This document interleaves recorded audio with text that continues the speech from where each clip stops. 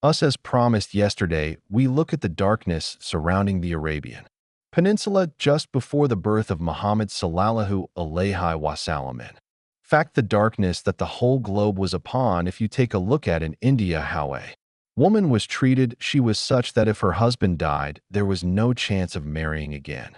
Most of them burnt themselves to death because they were taught, then they were brainwashed to believe that. That was their system, and they believed in reincarnation. When a person dies up to today, there are some who believe that the person reappears in the form of some either bird or snake, depending on whether they led a good life or a bad one. I remember one of the sisters once in my own community telling me that they had some people visiting them after the death of one of the relatives, and as they walked out, they saw a dove sitting on one of the branches of a tree.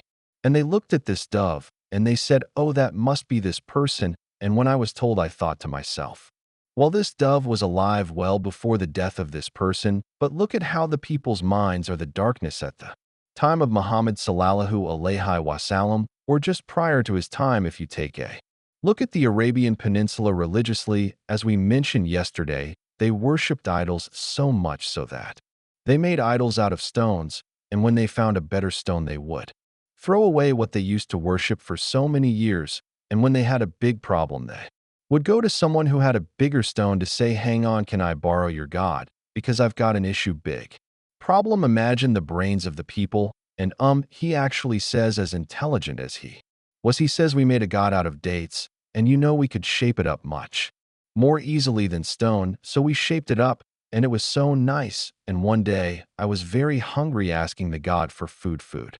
No food came. I ate the God. So this was the type of mentality around the darkness. They believed in lots of superstition, as we mentioned last night. See something, and they believed, oh, this means that will happen, and that means this will happen, and if this happens, then this. If you see a cinnamon, then that. If someone is having hiccups, then another person is remembering them. If you sneeze once, that means someone has remembered you, and so on. This had all come from that particular time, and it seeped through across the globe. For your information, to this day, some of us are guilty of believing in some of these superstitious items. So thereafter, if you look at one of their habits, they visited the fortune tellers. Anything happened, they went to the fortune teller, and they let him solve their matter. And these fortune tellers, they were powerful in the sense that they knew how to study the lives of people, and they had contact with the spirits. As I mentioned yesterday, contact with the spirits, contact with the jinn is not impossible,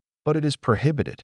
We are not allowed to deal in that, and we are not allowed to go into that, although we would know how it operates and how to protect ourselves from it. May Allah grant us the ability to recite the verses of the Quran that are relevant. We recited them this evening, Ayatul Kursi, as well as the last few verses of Surah Baqarah, the most powerful of them, and the last two surahs of the Quran. These are powerful surahs which should be read every morning and evening with the intention of dua and protection.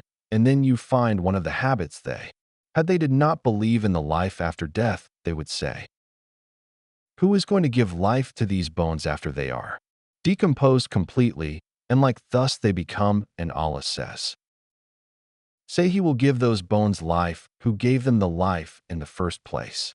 So for Allah to create man in the first place, to resurrect him, is even easier. If you have no BMW and you were to make one, you are far more a genius than a person who has just panel beat the damage to BMW. Simple logic. May Allah grant us a deeper understanding. Obviously has a far higher example than that which we just gave, but this was only to bring it closer to our brains and minds. When they were in difficulty, they left their gods. They called out to the one deity who created them. "Whoever made me, I'm calling out to him." That was when they had a problem, when they had difficulties. So like Allah says, when they were on the ship and when the boat rocks a little bit, when you're at sea, they would call out to Allah alone. And as soon as they come back, what would happen? They would immediately start engaging in their polytheism, once again worshiping the other false dead besides Allah. As for the politics, at that particular time, people were divided into two major groups. You find the people of the Badia, the people of the desert, and the people of the cities. And up to today, you find those, mashallah, who are living in smaller Towns have far greater hearts. They have far better qualities than those who are in the city who don't even have time to greet you. They don't even have time to be hospitable, whereas the slow life of those who are further away, mashallah, one of the secrets why we are here in Palakwani, inshallah. Grant us goodness and make our hearts pure at all times, the point of goodness. I feel really that this is about to be, if not it has already started, as one of the best Ramadans. May Allah not make us from those who lose out. Believe me, as I say, always it's like a train that is passing you. Catch it, you catch it, you missed it. Everybody else caught it. You're alone in the station. May Allah not make us miss our trains and planes.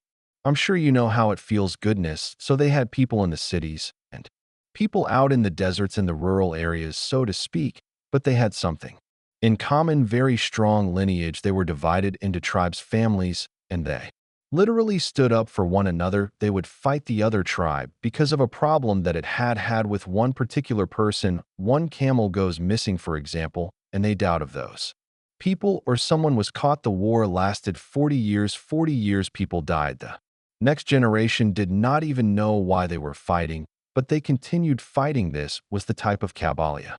They had this tribalism, and they had stuck to their clans. Sometimes it was used for the good, and sometimes it was used for the bad, so Allah blessed them by sending them the message. But if we take a look at the leadership of these clans, was always with a certain type of person and family, and usually it fell from father to child, or to brother, and so on, and this was the way they led. So the leader, the chief, and when he died, his son took over, or a relative took over, but there was something that could raise a person from nothing. What was that? If someone's level was very low, they just had to come up with some poetry which was so powerful linguistically and full of meaning that it would instantly raise the rank of that individual, sometimes to the point of leadership. Subhanallah, why they were crazy about eloquence, so crazy they were the most powerful people when it came to speech. In fact, they were unelected. The bulk of them, almost 100% of them, could not read or write, but linguistically they were powerful. They hardly used slang, as we will see later on, whereas he grew up, he never used slang. He was always the most powerful. It is reported that he never ever made a linguistic error in his life. Subhanallah, nothing. That was his gift by Allah. And this is why later on we see how they looked at him and they listened to him and they were mesmerized by what he said. Subhanallah, completely shocked, so much so that later on the Arabic language began to take its rules and correct itself through the Quran, because that was what Muhammad came with. Up to this day, the Kufr, the Christian Arabs, and those who are non-Muslims from amongst the Arabs, they still use the Quran when it comes to linguistics in order to correct their language and to explain to you what is right and wrong. Subhanallah. So if you take a look at them from the angle of their wealth, and if you look at them economically, what did they have? They did not have much in terms of produce because it barely rained, and if it did, it was all desert. But in certain spots, they had the date palm that used to grow a lot, and they had a few other things that would grow, but very, very little. A lot of their trading happened to be with the livestock that they had. They had a lot of cars, they had a lot of camels, donkeys, as well as goats and sheep. Subhanallah, the donkeys, obviously they wouldn't really count them as part of livestock, as non-edible, but at the same time you look at the amount of goats and sheep they had. Subhanallah, and there was a difference between those who had camels and those who had goats and sheep. Those who had camels, up to today, those who have camels, they have their noses high up in the air. We have camels, and you know it's considered very expensive and considered something so wealthy. Like today, you have someone driving the latest motor vehicle there. It was known as Hamyuri Nam, the red camel. It was something amazing. It had value more than the BMWs today. I don't know what is making me repeat it, although I don't like the vehicle myself. Grant us goodness, a vehicle that will serve its purpose rather than a vehicle that will bring about arrogance, bearing in mind that if you have the wealth, you are allowed to buy the highest and the best of all the vehicles you want on condition that it does not make you arrogant. May Allah bless us. So if we look at them, this is what they had. Those who had camels were much more plowed in terms of the wrong pride than those who had goats and sheep, who were much more down to earth and humble. So much so, subhanallah, Allah has kept it such that every Nabi, every Prophet of Allah, he started from a very early age looking after goats, and sheep never was it.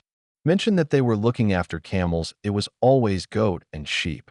Says there was no prophet except that he started off by looking after sheep. We will get to that inshallah a little bit later. So Allah gave them a gift by sending them muhammadﷺ to remove them from the darkness of arrogance and to make them spend in the cause and in a good cause. Then another thing they had when it came to their economic life. If you take a look at the caravans, they had lots of caravans that would travel towards the north when it came to the summer and towards the south when it came to the winter, because the winters up north were too cold for them to handle, so they used to go down towards the south towards Yemen, and this is why the Quran speaks about these journeys. Applause foreign. During both of their journeys, that which happened in winter and that which happened in summer and winter, as I said, they went south, and in summer they went up towards the north.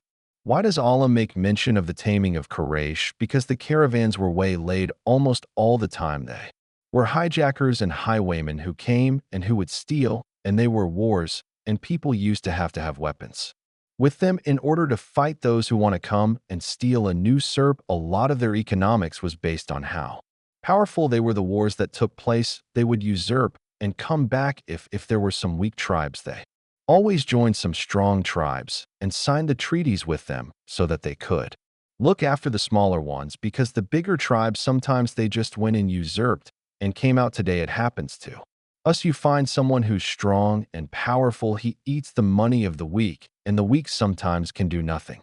Unless you know someone, when you know someone, they can fix whoever is trying to fix you. That's what has happened. Today, may Allah not make us fall prey to that. We need to know, no matter how powerful we think we are, Allah is more powerful than us. So Allah says Quraysh was given a gift. They used to travel north and south so calm, without anyone ever harming them.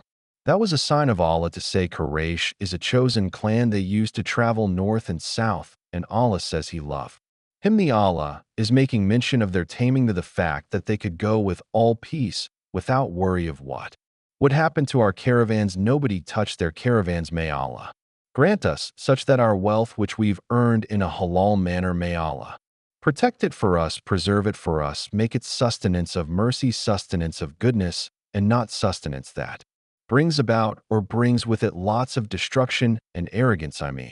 So Allah gave them that gift of the peace and the calm, but they had mixed with the Jews.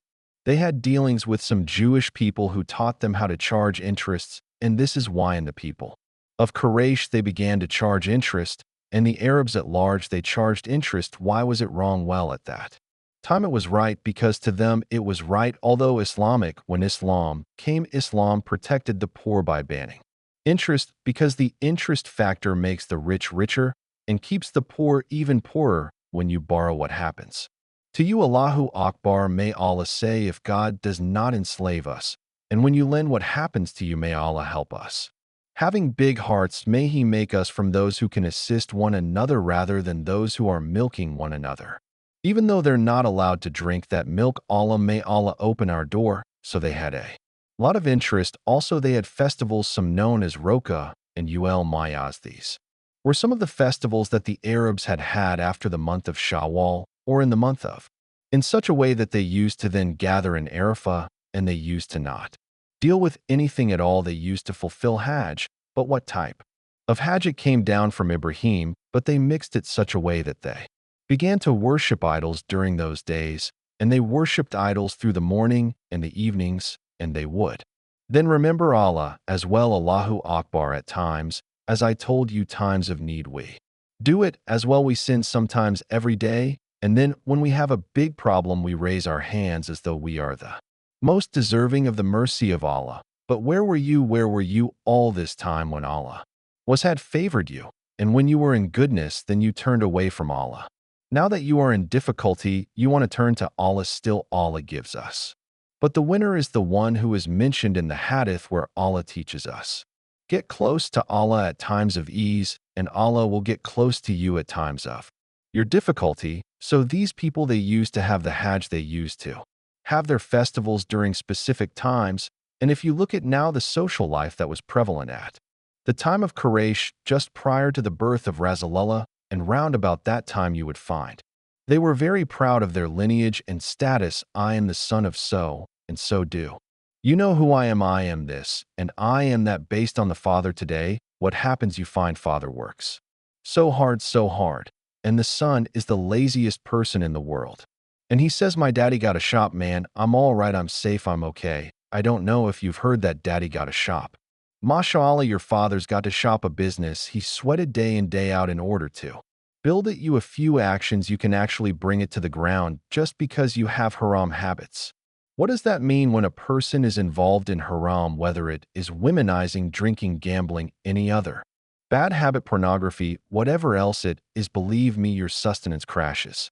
And the barakah in your wealth actually goes away. Yet if you had to calculate how much Allah put into your direction, it would be so much, perhaps in its millions. But where did it all go? Well, you've got haram habits, that's where it all went. May Allah.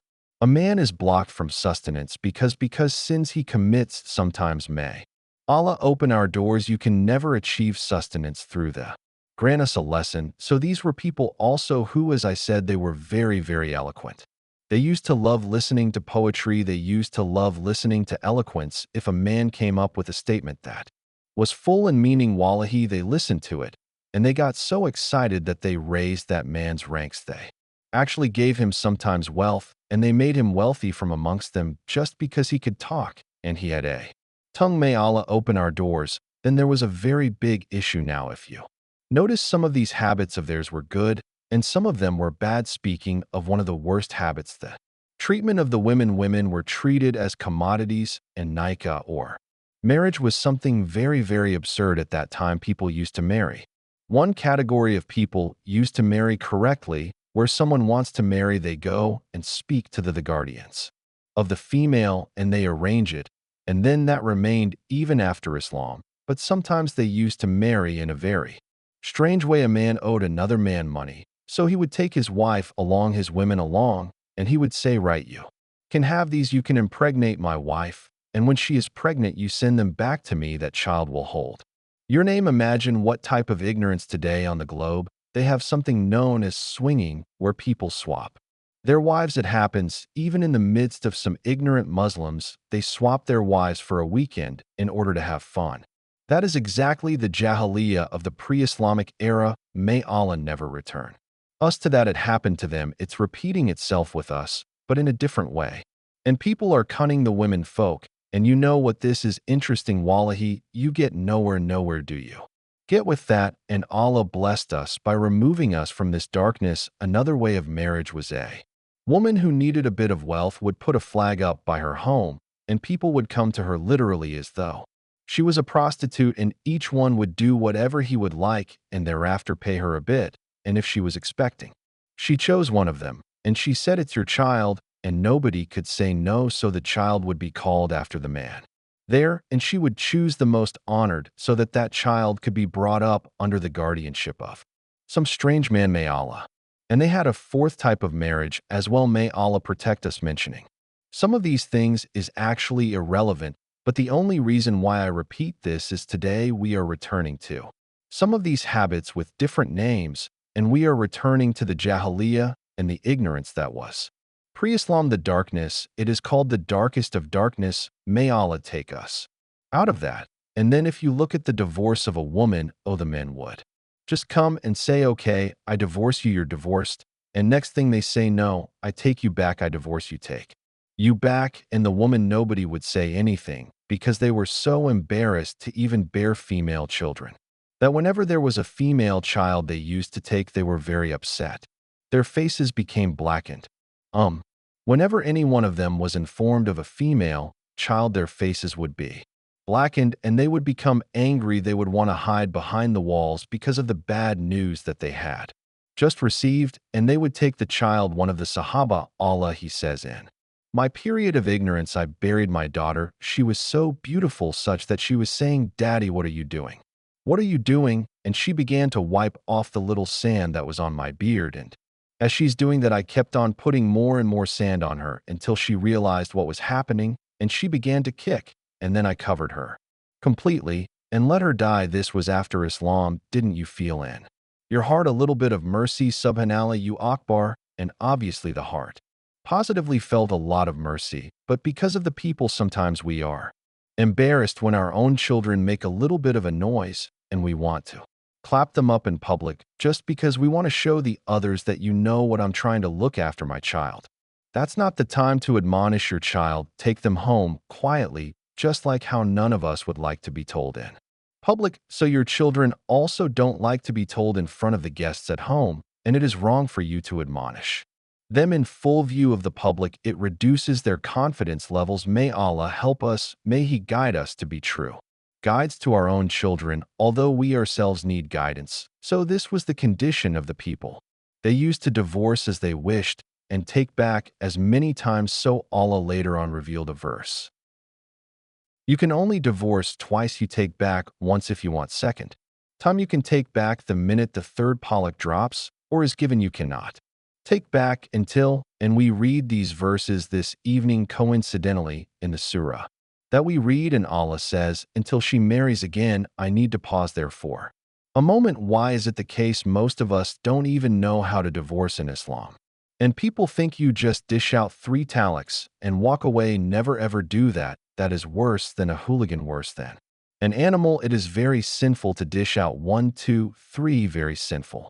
If you would want, you need to be calm. You need to relax. People say, I gave my talaq in anger. Well, what do you expect? Do you think people would now be sitting with coffee and say, my wife, I divorce you? Would that happen? May Allah never make us people who are foolish. When angry, watch your tongue. Control yourself. Calm down. If you really cannot get along, 1 talaq more than enough. You don't need to issue the second. You don't, not at all. May Allah protect us. Then if you want to get back, you can get back. No need to marry someone else, and so on. Why is it that the third time she cannot get back to you? Because 3 whole times you tried so hard and she couldn't appreciate you, or you could not appreciate her. She will never be able to live with you unless she has gone to someone else and has had an opportunity to compare you with someone else to the degree that she could not get along with him and was divorced from him. And now she says, let me go back to that man. He was much better. There were only 10 things wrong with him. This guy, there's 100 things wrong with him. Now there's a chance of it working. So this is the logic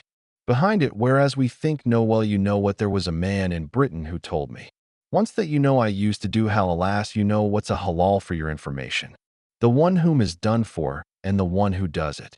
Where people divorce 1, 2, 3 and they have divorced their wives, they want to get back. So they tell their friend, you know what? Let's work around this. You marry her for 1 night. Tomorrow morning you divorce her again. When she's finished her, it does, she'll get back to me. So the man says, he says, I used to do this. And he says, until one day, oh, there was such a princess who came in my direction. I refused to divorce her. He says, now she's my wife. I've got so many children with that. Subhanallah, Allah protect us. Yet that is Allah curses those who do that. Why do we not control our tongues? For what? Why do we have to be so foolish and then run to the ulama for help when we have shot ourselves 3 times in the chest with our own gun, the bullet piercing straight through the heart, and we still want to resuscitate the ignorance that was the time of Jahiliyyah before Islam? They divorced as they wished, took back. So the woman was always hanging. She didn't know whether she was coming or going. And then Allah blessed them with muhammadﷺ. Now if you take a look at some of the good qualities that they had, they were very intelligent and their memories were very, very powerful. They could tell you the lineage of the camels they had. This camel is the child of this one, this one, this one. 7 generations back. Today, we don't even know our own forefathers 7 generations back. How many of us? It's a challenge. Can mention your father, grandfather, great-grandfather, great-great-grandfather going back 7. Some are saying, yes, you probably are not from this country originally, because with us who are born here, we have become very lazy with lineage. We barely know the names of our great-grandfathers, let alone greater than that. May Allah grant us the memory of those people who knew the lineage of even their animals. Subhanallah, that's how powerful they were. And remember one thing, to fulfill this is a very important point. To fulfill your duties to your relatives is not possible unless you know who your relatives are. Many of us don't even know how we are related. Subhanallah, and yet we are related. Then if we take a look, They were people who were very honoring of the guests. In most cases, they used to honor their guest. You find a person like Hatamat Pay and so many others. Abdullah, he was a very generous person. Anyone came with a story of how they were in debt, and so on, he would sort it out for them. He was a poor man, and one day he found a lot of wealth, and he kept it, and he went to one of the elders and said, I found a lot of wealth. What should I do? He says, well, you'd rather help people, because that will result in you being remembered after you die. So he started helping everyone with wealth. He was known as very honoring. You see people of that time, when a guest came, they said, yes, come home, you have a meal. And what they would do, they would slaughter their animals. How can you ask me about food in my home, when this camel of mine that I'm riding with is right in front of you? Let's cut it out right now, and we can enjoy a meal. Allahu Akbar. Whereas nowadays you try to call a man, he doesn't even answer your call. Why? Perhaps he owes you money. It happens that's when the calls are not answered. And then what happens? People coming home, alhamdulillah, it happens.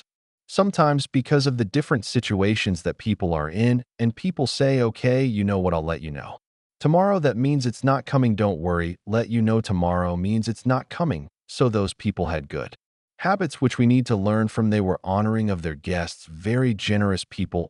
They also had generosity in them. Then they were very courageous. That was something else. They would go out with all valor. They would fight in the cause of protecting their own people and their tribes. They had lots of courage. If their fathers or relatives died in battle, they were very proud of the fact that this person died whilst protecting this tribe of ours, or the clan, or the city, and so on. May Allah grant us some form of courage. Some of us do not even have courage to kill a fly, let alone to protect ourselves or our family members. Someone walks over your wife or your children and swears them in front of you, and you can't even say, look, please, can you understand? Do not do this.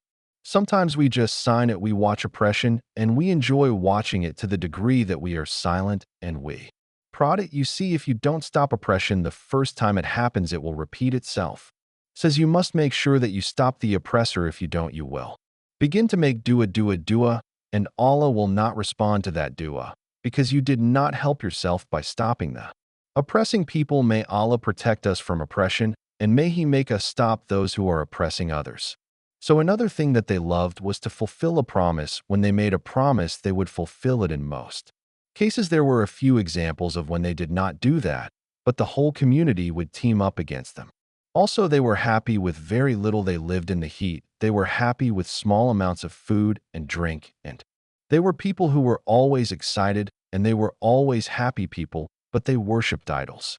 Speaks about how these people were also quite strong. They had strong bodies, and they were very muscular, and they used to compete with one another. They used to fight as well, and they used to protect one another at the same time. When I say fighting, the fighting was more with other clans within themselves. They tried their best not to allow disunity to overtake him. And then it's important for us to make mention of two very important incidents that occurred just before the birth of muhammadﷺ. One of them was the story of Zamzam. Very interesting story. The grandfather of muhammadﷺ, his name was Abdul Muttalib. He was the top of Quraysh, and he was a powerful, beautiful, meaning handsome man, very strong, and people looked at him, listened to him. He was extremely eloquent as well, and his place was right in the shade of the Kaaba, and he had a special mat which they laid for him, and he would sit on there. Nobody would ever dare sit on that mat. He would sit on it, and he would dish out instructions, and so on. And he had 11 children, subhanallah, 11 sons. And from amongst his sons was also Abdullah, the father of Muhammad ﷺ. He had various others, and what happened is one day, he says that I was sleeping in the part of the Kaaba. Nowadays, you find a little crescent, sort of a structure. It used to be within the Kaaba at a certain stage, and when they did not have halal funds to actually build it in that shape, they left it more or less like a cube, and that part, although it was in the Kaaba, is now out of it. So if you are eating salah in it, it's as though you are eating salah in the Kaaba. So this man was resting there, and he saw a dream. In his dream, he was told to dig. So he asked, what is Bible? Anyway, the dream came to an end. The next day, he was in the same place he had a dream, and he was told to dig. He asked, "What is?" And the dream came to an end, and the third day he saw a dream, and the historians all make mention of this. And he was told to dig Muna, and he asked, "What is that?" And the dream came to an. And the fourth day he saw a dream, and he was told to dig Zamzam. So he asked, "What is it?" He was told, "It is a well that will never deplete. Everyone can drink from it. Water will gush from it forever." And ever it was there, he was basically informed exactly where its spot was, and he was told its history, and he was told where. It was so he got up in the morning, he got one of his children Al-Haris, according to one of the narrations, and the two of them began to dig, and Quraysh was watching Quraysh. Obviously, they all related to one another somehow. They have different clans depending on the children, and the children, like we have so many brothers. Each brother a different clan starts from one, so they watched him when he started saying, "Allahu Akbar." Imagine these were people of ignorance, but they still used the terminologies referring to Allah because, as I said, when they had issues, they referred it to Allah again, but they used to worship others besides Allah. Like sometimes what happens in our midst, we worship Allah alone, but then sometimes we happen to worship this and that, and sticks and stones and graves, and so on, and all this is against the law of Allah. The whole reason why muhammadﷺ was sent was to remove mankind from worshiping man to worshiping the creator of man subhanallah. So let's not lose focus on this. So when he said Allahu Akbar, Quraysh came around, the people came around, they saw, yes, there is water here. They started debating, hey, this water belongs to our forefather. Who's your forefather is? And this water came from that time, yes.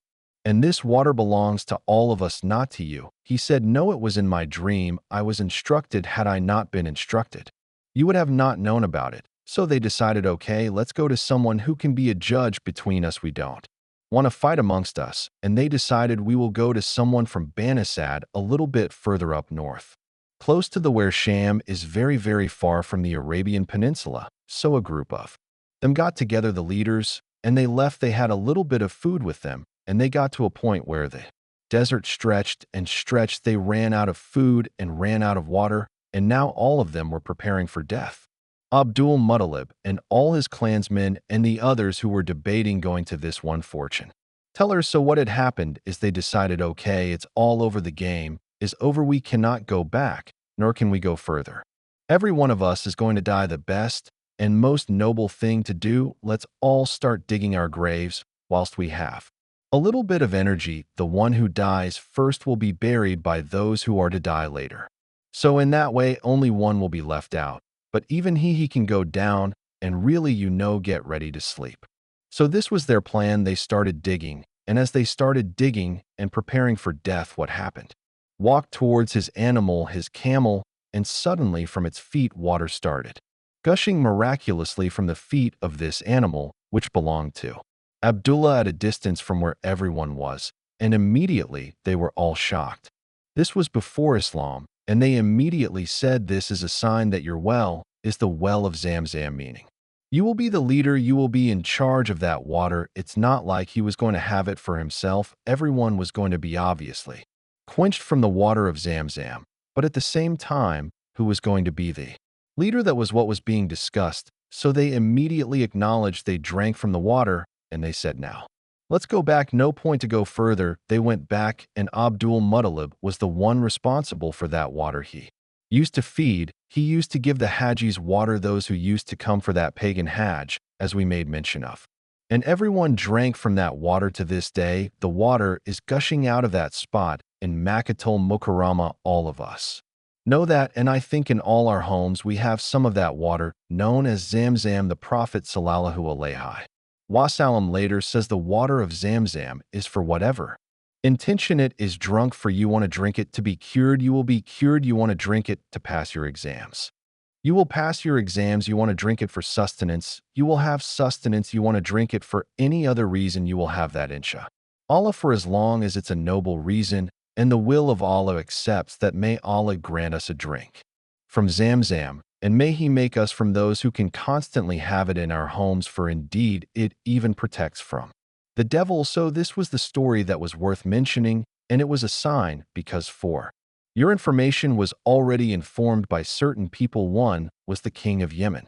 One was one of the Jewish people he had known, and some of the fortune tellers told him that from your lineage, something big is going to happen. One of your grandchildren is going to be a super leader. One of your grandchildren is going to come and change everything happening here. And he was told this constantly by various people, and this was another sign that he was a chosen man. Allah chose him to be the grandfather. Not only the grandfather, he looked after Muhammadﷺ later on, as we will see.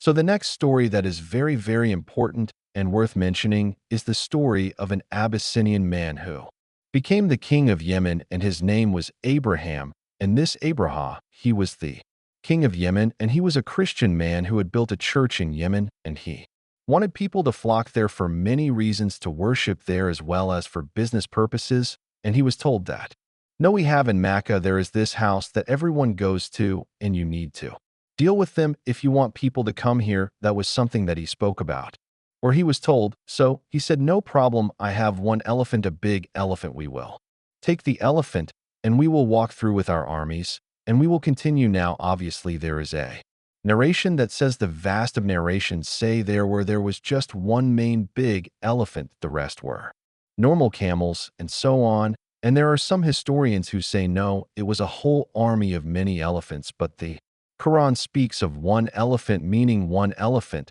So the people of the elephant, a big, huge elephant, and there were armies that came with, and they started marching towards when they were outside somewhere nearby. If they send a messenger to say, go and look for the Syed, the leader of these people, and tell them we don't want to fight, we are coming, destroy the house, and we're going back. He was told this is what the man is coming for. He said, okay, let him come. Now imagine, I told you moments ago, these were courageous people, and these people would fight to protect their dignity. And so on, this man said, okay, let them come, and in the process the army came in and usurped more than 200 camel of Quraysh, and Abdullah stole one of these men. Look, you can come and destroy the house, no problem, but our camels, we want them back. So the man took him to Abraham, and Abdul-Muttalib spoke to Abraham and told him, I would like my 200 camels. So Abraham says, when I saw you, big, huge, handsome man, very eloquent, I was very happy. I thought this man here is a very honored leader here. But now that you're asking a favor, you have expressed your foolishness. We are coming to destroy your honor here. We are coming to destroy the house. And you want to ask for your camels, which is minor. It's a small item. So he says, the camels belong to us. We need them back. As for the house, it has a Lord who will protect it. That's it, subhanallah. And he walked away. He was given the camels, and these people started proceeding towards the cup. The elephant refused to go further.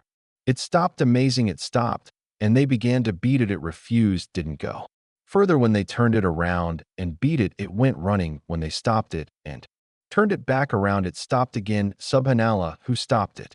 Ta'ala. And as they progressed, the armies began to move towards the Kaaba. No sooner did they come closer to it than they noticed birds from nowhere in the skies, and these birds had 3 little pebbles, each the size of a pea, and even smaller, small little pebbles made of clay. And from a very high altitude they released these pebbles, and the pebbles came down at such force. You know, today we learn about gravity, and we learn about Newton, and this one and that one. Wallahi, if you take a look at this explanation of Seerat, I'll feel you will come to realize that that altitude, when it dropped from there, the small pebbles went straight through these men and killed them on the spot. And people were just watching. Didn't Abdul-Muttalib say that house has a Lord who will protect it to this day? You need to remember the Kaaba is protected by Allah. Those birds protect the Kaaba for us and the Haramain for us, and may He make us from those who can continue going there in a manner that we are safe and secure, and may we never see days when we are prohibited from going there for whatever reason. Field music.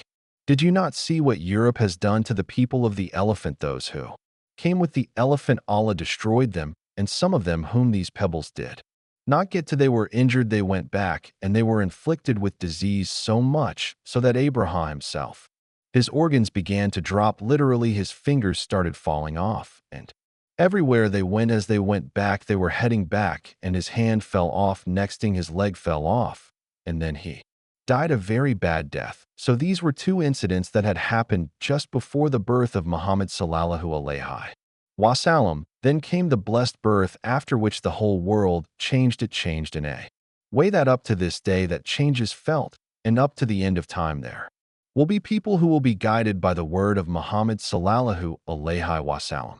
So if you look at us, when we look at Muhammad sallallahu alaihi wasallam's life, as I said, we understand revelation. He is the one who brought revelation. We need to know who he was, and his words are known as hadith. We need to know who he was, his name was. So he was from the clan of Banu Hashim, who fell under Quraysh. So his father's name was Abdullah, his grandfather was Abdul Muttalib. Where was he born? He was born in Makkah today. If you travel to Makkah al-Mukarramah, you will notice where Safa and Marwa is. If you were to come out on that side, you notice a large open space where people read Salah. Very soon, it's going to be taken into the Haram. Then you will notice a building standing on its own known as a library. It is reported that just there was the birthplace of Muhammad sallallahu alaihi wasallam. It was the house of Abu Talib because his father had passed away when he was 7 months in his mother's womb, and the father was 25 years old, very young. If you take a careful look at what the historians say, they say Allah took this man away after his seed was planted into the mother of Muhammad sallallahu alaihi wasallam. His job in this dunya was over. His job in the world was over, and he passed away 25 years old whilst Muhammad sallallahu alaihi wasallam was 7 months in the womb of his mother, and his mother, who was also from the similar clan of Quraysh, she says, it was the easiest gestation period. The pregnancy was simple. I didn't feel anything. The childbirth was absolutely easy, as though I didn't even give birth. Subhanallah, the most blessed of all creatures was just being born. We want to go into the moment of birth, inshallah, in a few moments. So Allah caused the death of the father of Muhammad sallallahu alaihi wasallam. Did you know that? And he came back to meet some of his relatives in Medina, and on his way back, he passed away, and Muhammad went back there at the later stage in his life. So Muhammad sallallahu alaihi wasallam, when he was born, unlike all the other children, the narrations make mention that when he was born, he came down with his hands down, and his face was looking up to the skies, pure, already circumcised, and his umbilical cord was already separated. This is made mention by most of the narrations. Some of them say that the circumcision was already done, and some say Abdul Muttalib did it 7 days later, and he had fed a few people in happiness of a grandchild being born.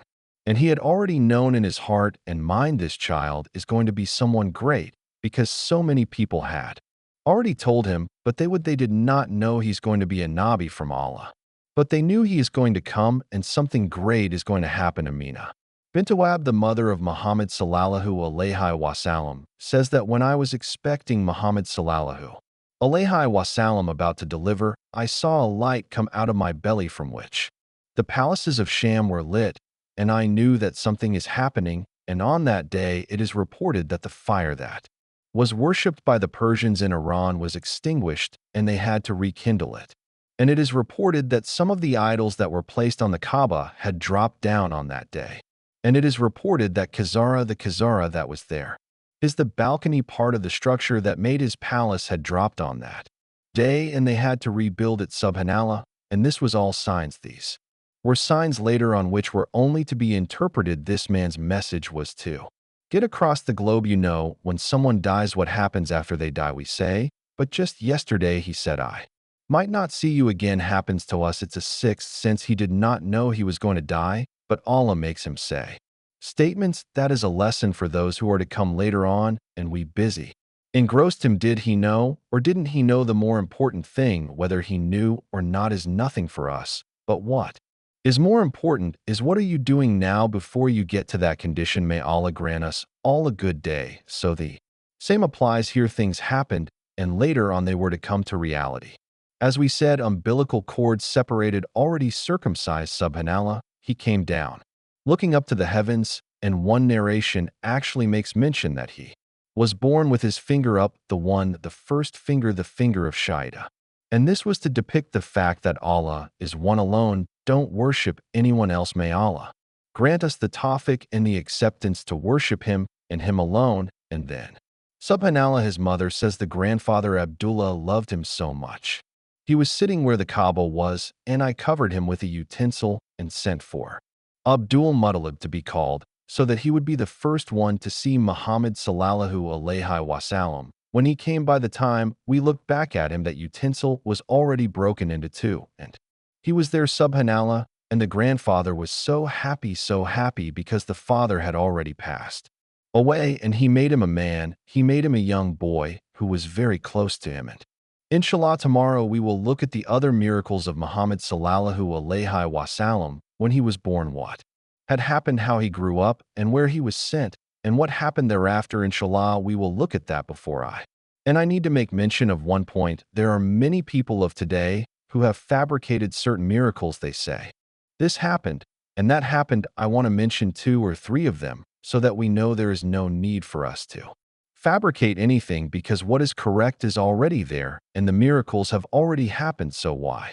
should we then fabricate? It only drops the value of the story. I heard one of the scholars say, one of the people say that at the time muhammadﷺ was born. At the time you need to know that. And then they said, I've heard them say also that the golden stand where Maqam Ibrahim is got up and made sajda.